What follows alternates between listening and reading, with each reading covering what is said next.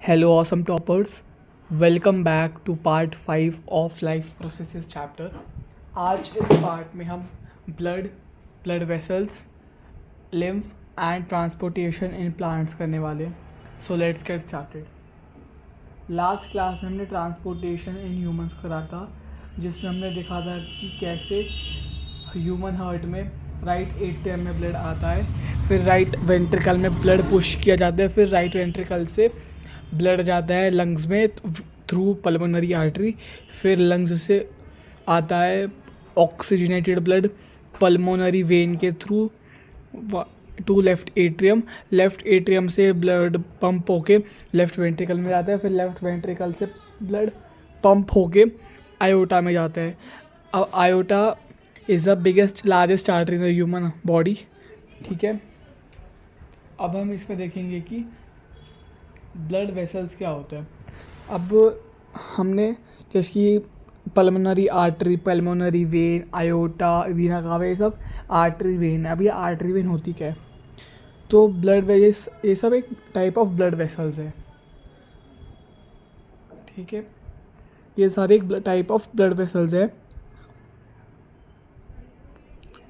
Blood vessels are the vessels और tubes जो हमारी बॉडी में प्रेजेंट है, जो कैरी करती है ब्लड को. ठीक है, अब ये तीन तरह की ब्लड वेसल्स है. एक है एक है आर्टरी, एक है वेन और एक है कैपिलरी. मैंने इन सबको इन 6 कैरेक्टरिस्टिक्स पे कर रखा है डिफ्रेंशिएट. ठीक है, पहला है ब्लड प्रेशर.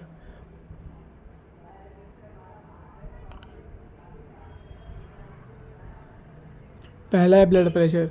जो आर्टरी है उसमें हाई ब्लड प्रेशर होता है.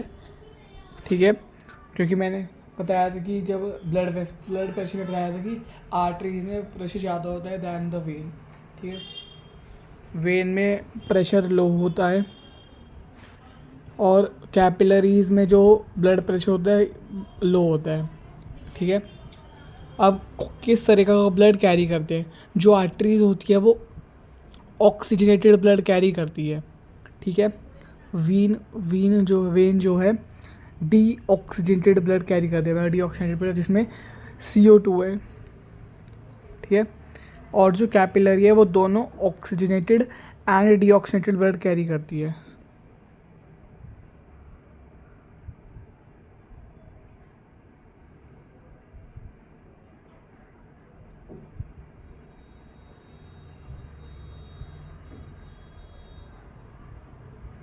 ठीक है, अब जो आर्टरी है वो अवे फ्रॉम द हार्ट है, मतलब जो हार्ट है उसमें से आर्टरीज निकलती है.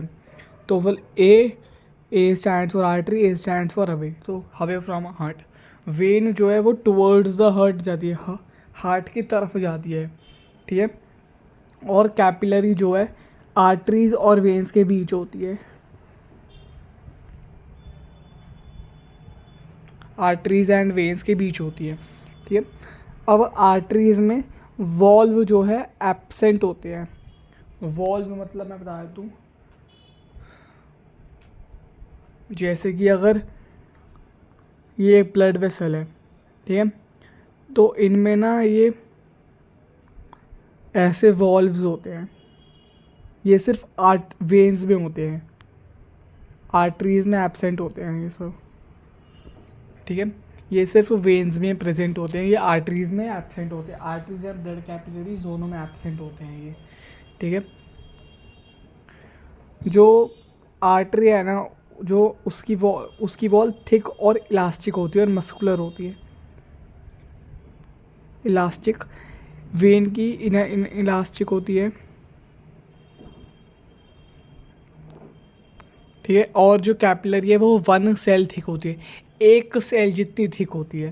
ठीक है, आर्टरी की वॉल्स थिक इसलिए होती है क्योंकि उनमें हाई ब्लड प्रेशर होता है. अब ये हाई ब्लड प्रेशर क्यों होता है? हाई ब्लड प्रेशर इसलिए होता है क्योंकि वो ऑक्सीजनेटेड ब्लड कैरी करती है उनकी, क्योंकि वो सीधा हार्ट से निकल रही है, तो वो हार्ट से सीधा ऑक्सीजनेटेड ब्लड कैरी करती है. ठीक है, अब आर्टरी में एक्सेप्शन है जो है पल्मोनरी आर्टरी.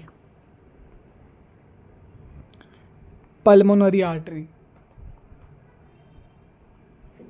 देखोगे, जो ये पल्मोनरी आर्टरी है ये CO2 डीऑक्सीजनेटेड ब्लड कैरी करती है, CO2 वाला ब्लड कैरी करती है। और ये एक और एक्सेप्शन है पल्मोनरी वेन, जो वेन्स है वो डीऑक्सीजनेटेड ब्लड कैरी करती है, लेकिन जो वेन्स है ये ऑक्सीजनेटेड ब्लड कैरी करती है फ्रॉम द लंग्स। ठीक है, तो ये इसके एक्सेप्शंस है। वेन एंड आर्टरी में MCQs में आ सकते हैं। ठीक है, जो आर्टरीज है ना वो हमारी बॉडी में बहुत डीप में पाई जाती है। लाइक मतलब जैसे कि आपकी स्किन के सरफेस पे नहीं पाया, जैसे कि आप अपने स्किन देखोगे तो उसमें आपको कई सारी वेसल्स के कलर दिखेंगे, ग्रीन ब्लू कलर दिखेगा। तो जो ग्रीन कलर है ये सब आर्टरीज एंड ये सब वेन होती है और कैपिलरी होती है। वेन जो है ये सरफेस के क्लोजर होती है, और जो कैपिलरीज है वो तो पूरी बॉडी में स्प्रेड आउट होती है। लेकिन जो ये आर्टरी है ना ये आपकी बॉडी के मतलब बॉडी में बहुत नीचे पाई जाती है। लाइक स्किन है तो उसमें बहुत नीचे पाई जाएगी। ठीक है, मैं बता देता हूँ कि कैपिलरी क्या होता है। एक मिनट रुको, कैपिलरी क्योंकि बहुत मिक्स्ड कॉन्सेप्ट है। ठीक है, ये आपका आर्टरी है एंड ये आपका वेन है।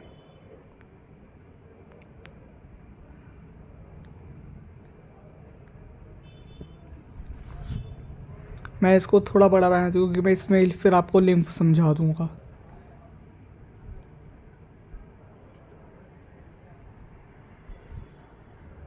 ये आपका आर्टरी आ रहा है,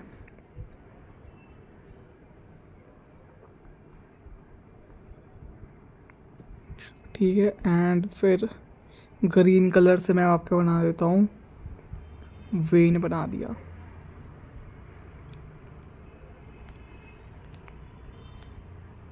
अब ये जो वेन है ना ये और स्मॉलर ट्यूब्स में डिवाइड होता है, इन्हीं को हम कैपिलरीज कहते हैं। ठीक है, आर्टरी भी स्मॉल आर्टरीज भी डिवाइड होते हैं, तो इनको भी हम कैपिलरीज कहते हैं। अब देखो आर्टरी से जो है कार्बन डाइऑक्साइड ऑक्सीजनेटेड ब्लड आता है, सेल्स में जाता है। ठीक है, एंड फिर यहाँ से CO2 मतलब सेल से CO2 ले लेते हैं, कैपिलरी CO2 ले लेते हैं एंड फिर वेन्स में कनेक्ट हो जाते हैं। मतलब देखो जब एक आर्टरी, जब देखो ये आर्टरी जो है कैपिलरी बन गई सेल में। देखो जब भी एक सेल में कैपिलरी घुसती है ना तो कैपिलरी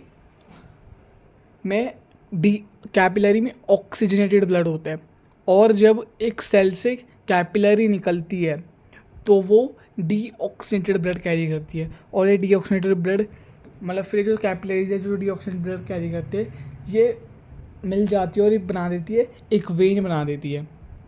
ठीक है, मतलब एक आर्टरी डिवाइड होगी स्मॉल कैपिलरीज में, फिर वही स्मॉल कैपिलरीज कार्बन डाइऑक्साइड लेकर ब्लड में यूनाइट कर जाएगी और बना देगी आर्टरी। ये बहुत सिंपल कॉन्सेप्ट है इसमें। अब मैं आपको लिम्फ के बारे में बताऊंगा। ठीक है, अब लिम्फ जो है ना, लिम्फ एक another type of fluid in our body other than the blood. ठीक है, अब लिम्फ की डेफिनेशन है,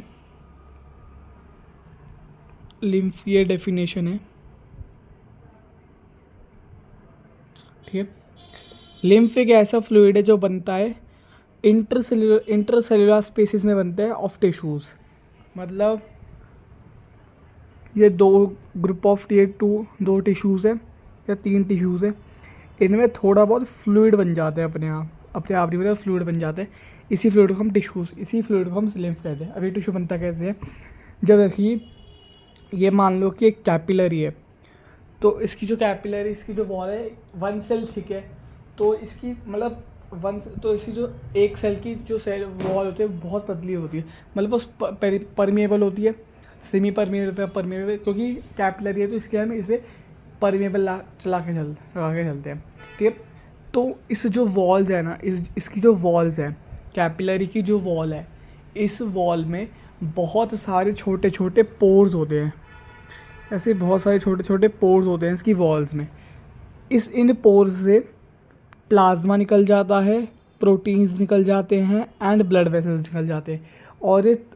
और ये plasma, proteins and blood sales जब यूनाइट कर जाते हैं तो ये बना देते हैं आपका फ्लूइड बना देते हैं जिनको हम लिम्फ कहते हैं। So lymph is a fluid जो इंटरसेल्युलर स्पेसिस ऑफ टिश्यूज़ में फॉर्म होता है जब some amount of plasma, proteins and blood cells मतलब RBCs, WBCs, प्लेटलेट्स, ये एस्केप कर जाते हैं थ्रू द पोर्स से एस्केप कर जाते हैं, जो पोर्स प्रेजेंट है वॉल ऑफ द कैपिलरी में। ठीक है। अब लिम्फ कलरलेस फ्लूइड है और इसमें बहुत कम प्रोटीन पाया जाता है। ठीक है। अब लिम्फ जो है ड्रेन होता है लिम्फेटिक कैपिलरीज में। लिम्फ जो है लिम्फेटिक कैपिलरीज में ड्रेन होता है, जो इंटरसेल्युलर स्पेसिस है उसमें से ये भी छोटी छोटी ट्यूब्स में निकल जाएगा और उन्हीं ट्यूब्स को लिम्फेटिक कैपिलरीज कहते हैं। लिम्फेटिक कैपिलरीज जो है एक लार्ज लिम्फ वेसल्स बना देती हैं और जो फाइनली ओपन होता है लार्जर वेन्स में। ठीक है। अब लिम्फ कैरी करता है डाइजेस्टेड एंड अब्जॉर्ब्ड फैट को फ्रॉम द इंटेस्टाइन, मतलब इंटेस्टाइन से डाइजेस्टेड एंड अब्जॉर्ब्ड फूड को अब्जॉर्ब करता है, कैरी करता है और हर सेल्स पे ले जाते हैं। ठीक है। और ब्लड और ना जो एक्स्ट्रा सेलुलर स्पेस में जिसकी जो हो, इस स्पेस में से जो भी एक्सेस फ्लूइड होता है ना, इसको ड्रेन कर देता है ब्लड में।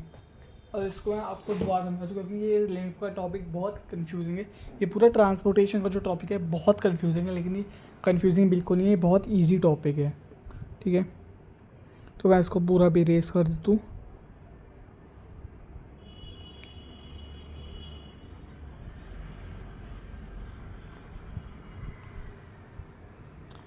देखो अब इसमें से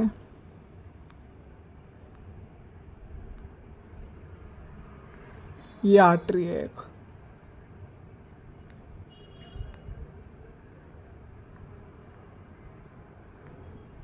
ठीक है।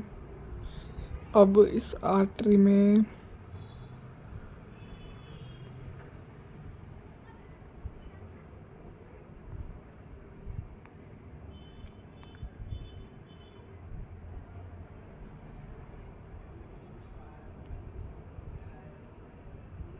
वेन है।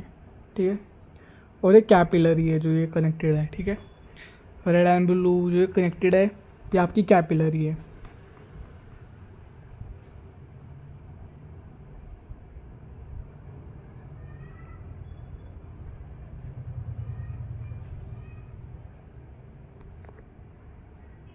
ठीक है। अब ये कैपिलरी है। अब इन कैपिलरीज से थोड़ा फ्लूइड निकल के बाहर आ जाएगा, ऐसे थोड़ा फ्लूइड ना निकल के बाहर आ जाएगा और इन्हीं फ्लूइड को हम कहते हैं लिम्फ कहते हैं। अब जो ये लिम्फ है ना, ये अब ये कैपिलरीज के अराउंड ना बहुत सारी और भी टेस्ट ट्यूब और भी वेसल्स होती हैं और इन वेसल्स को हम कहते हैं लिम्फेटिक वेसल्स। मतलब जैसे कि अगर ब्लैक कलर अगर इस पर चढ़ जाए तो ठीक हो जाएगा, नहीं ब्लैक कलर तो नहीं चढ़ रहा, चलाना पड़ेगा। ठीक है। तो ये जैसे कि ना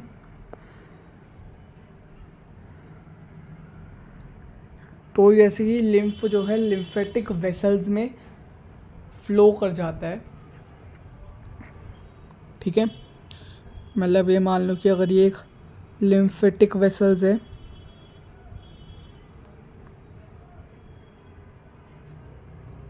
ठीक है, तो ये जो सारा फ्लूइड है ना, तो ज़्यादा सारा फ्लूइड है ये इसमें फ़्लो कर जाएगा। ठीक है।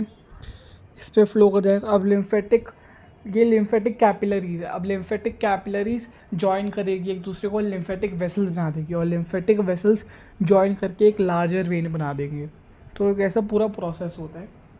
मैं आपको इसमें ना किसी मतलब इसकी डिटेल वीडियो में दूंगा आपको, उसमें आपको मैं पूरा समझाऊँगा कि लिम्फ मतलब उसमें बताऊँगा कि लिम्फ कैसे ड्रेन होता है, मतलब लिम्फ कैसे लिम्फेटिक कैपिलरीज में आता है। ठीक है।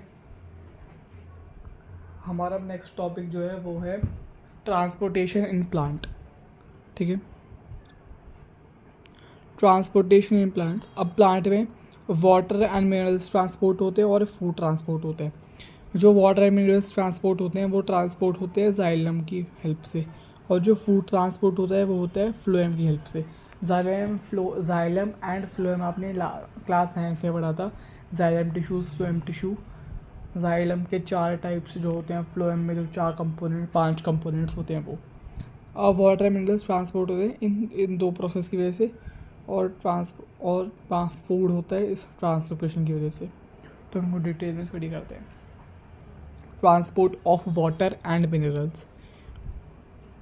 ठीक है, जो जाइलम टिश्यू है ना, उसमें जैसे आपने पढ़ा होगा जाइलम पैरेन्काइमा, फिर जाइलम सेल, फिर वेसल्स, ट्रैकीड्स।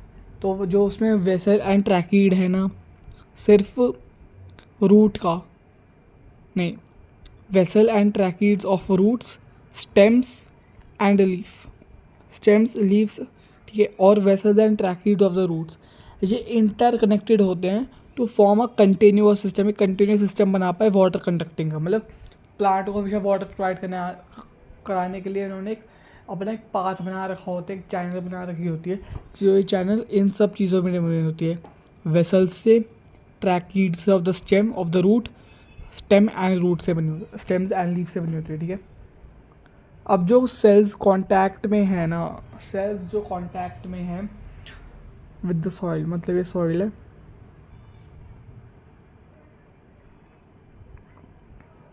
ये रूट है।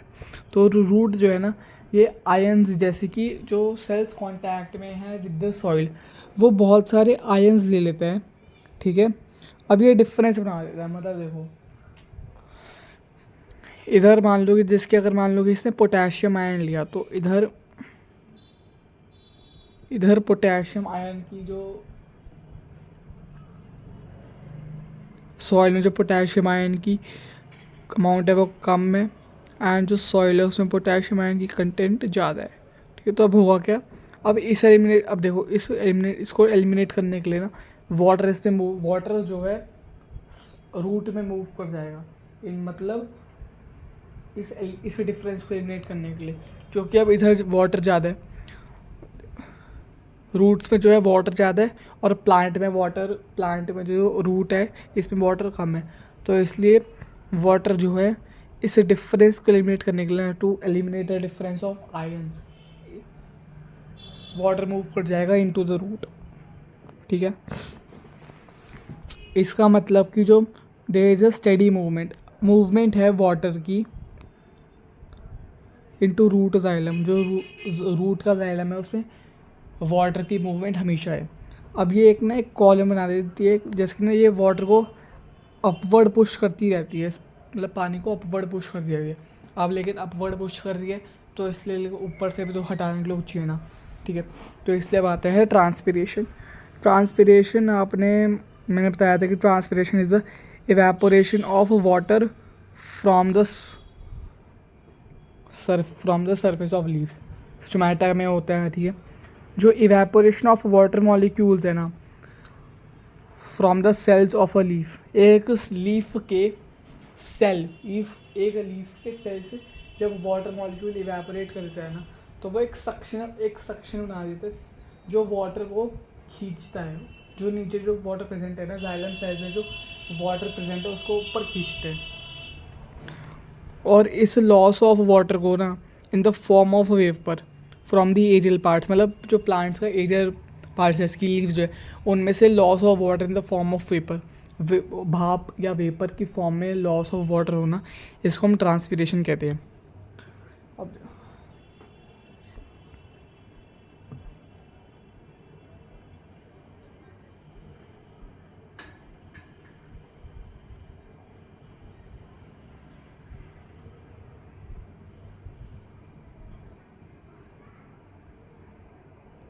ठीक है, एक लीव है,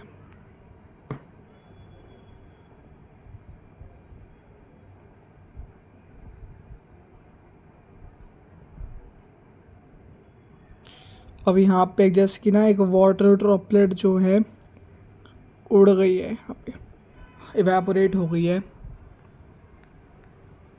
in the form of vapour. तो यहाँ पे तो अब खाली हो गया, ठीक है। मतलब अब देखो, अब यहाँ पे जैसे कि ना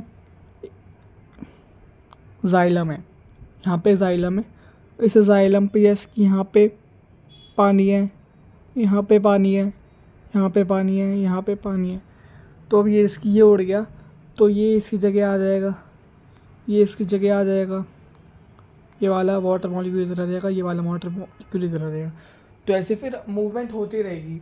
तो फिर जैसे कि फिर ऐसी रूट्स जो है और पानी लेंगे सॉइल से, तो ऐसे ही अपवर्ड मूवमेंट होती रहेगी वाटर की, और पूरे प्लांट को पानी मिलता रहेगा, ठीक है। और ये जो ट्रांसपिरेशन है ना, ये ट्रांसपिरेशन पुल कहलाते हैं, हम इसे ट्रांसपिरेशन पुल कहते हैं, हम इसे ट्रांसपिरेशनल पुल कहते हैं हम इसे, ठीक है। ये हेल्प करता है in the absorption and upward movement of water and minerals dissolved in from the roots to the leaves. मतलब जो वाटर मूव हो रहा है from the roots to leaves, और जो वाटर में मिनरल्स हैं वो भी मूव हो रहे हैं फ्रॉम रूट्स टू लीव्स, ठीक है।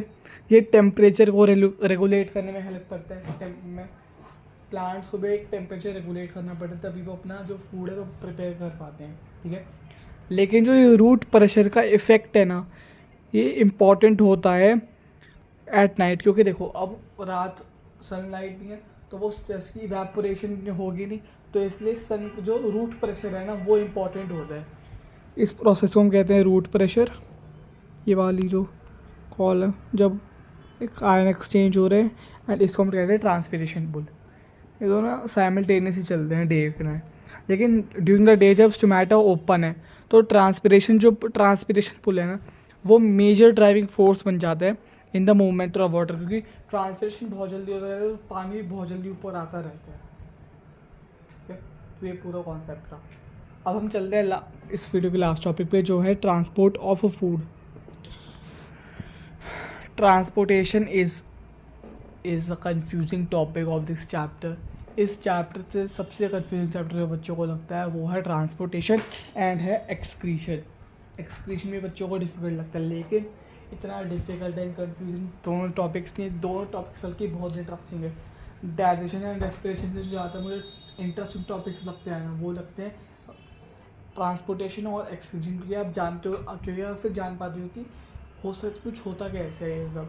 क्योंकि जो डाइजेशन एंड रेस्पिरेशन हमने 8-9 में पढ़ रखा है, तो हमें थोड़ा आइडिया है कि कैसे काम करता है, लेकिन हमने ट्रांसपोर्टेशन एक्सक्रीशन वगैरह का नहीं पढ़ रखा है एकदम इतना डिटेल में, जो आपके लेवल का होना चाहिए सही में, ठीक है। अब हम ट्रांसपोर्टेशन देखते हैं। ट्रांसपोर्ट ऑफ फूड क्या होता है। देखो, जो फोटोसिंथेसिस के बाद क्या बनाता, C6H12O6 बनाता, C6H12O6। तो इसी को ट्रांसपोर्ट ऑफ सॉल्युबल प्रोडक्ट, ये सॉल्युबल प्रोडक्ट है, तो इसी को ट्रांसपोर्ट करने की प्रोसेस हम कहते हैं ट्रांसलोकेशन।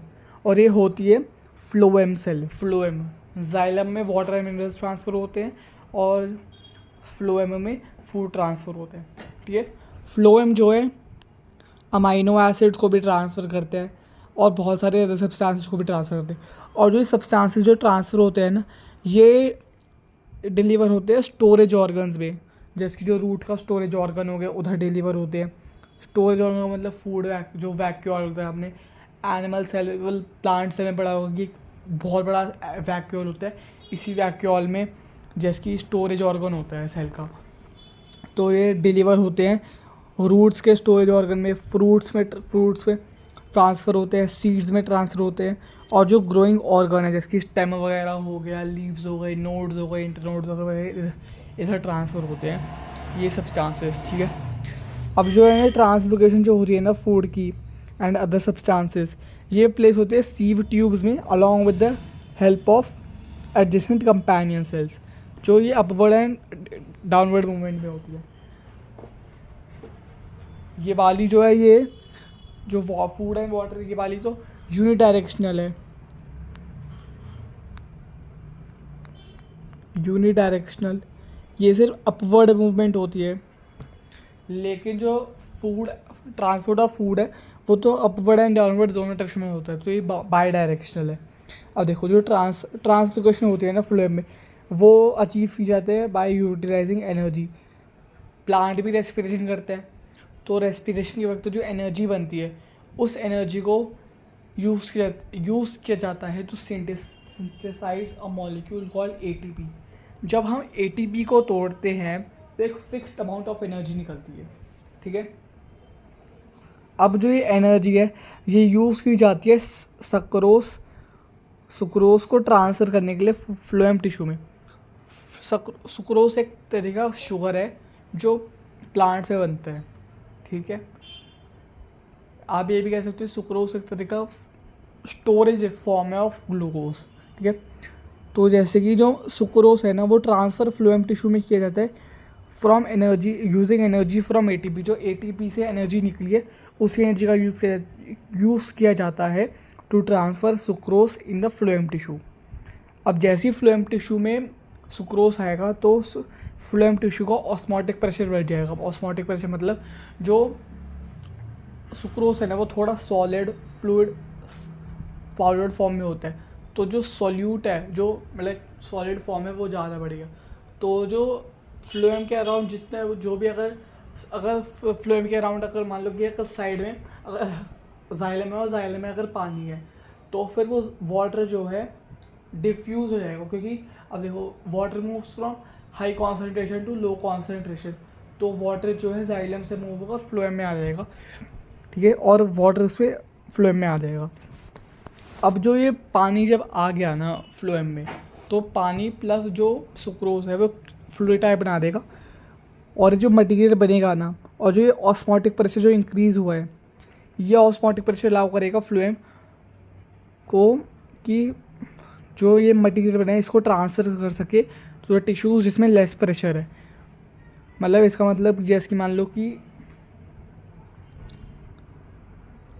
ये एक जैसे कि यहाँ पे बहुत सारा कंटेंट बहुत सारा लाइक ग्लूकोज बना हुआ है यहाँ पे बहुत सारा, एंड ये फ्लोएम है आपका, और ये आपका यहाँ पे नीड ऑफ ग्लूकोज है, ठीक है। अब जैसे कि ये इसमें ट्रांसफ़र हो जाएगा with the help of ATP, ठीक है, इधर आ गया। अब इसमें बहुत सारा इसकी है बहुत सारा कैसे की कंटेंट है, मतलब सुक्रोज में ट्रांसफ़र हो गया। अब मान लो कि इसी के अराउंड जो फ्लोएम है इसी के अराउंड एक जाइलम सेल है, ठीक है, तो इसमें वाटर है बहुत सारा,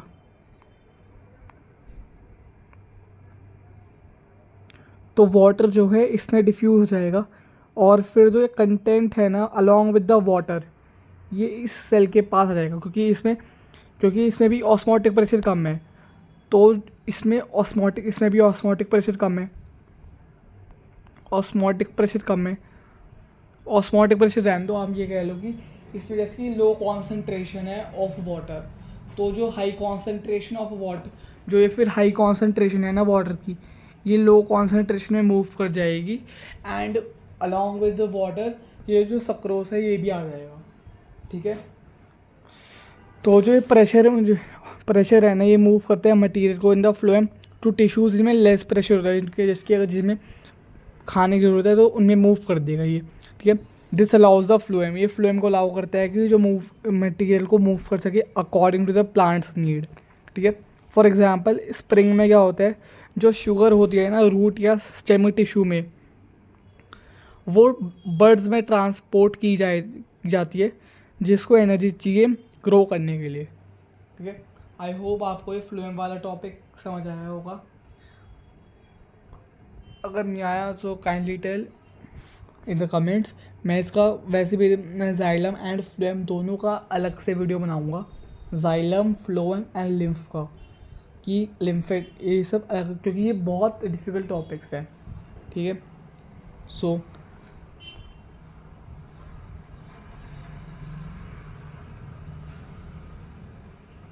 थैंक यू एवरीवन।